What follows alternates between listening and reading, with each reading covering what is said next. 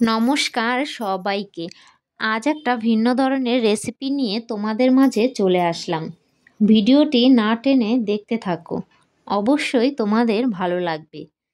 প্রথমে ধইনা শাকের মধ্যে দিয়ে দেব হাফ কাপ সুজি আর চালের গুঁড়া, দিয়ে দেব পেঁয়াজ কুচি, লঙ্কা কুচি, নুন, হলুদ, ধনিয়া গুঁড়া আর জিরার গুঁড়া দিয়ে ভালোভাবে মাখিয়ে 10 মিনিট রেখে দেব।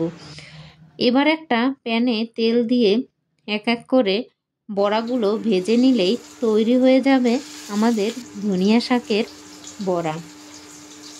ভিডিওটি ভালো লাগলে অবশ্যই লাইক, কমেন্ট, শেয়ার এবং সাবস্ক্রাইব করে পাশে থাকবে।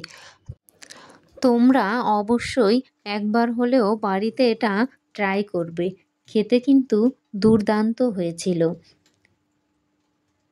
সবাইকে ভিডিওটি দেখার জন্য ধন্যবাদ।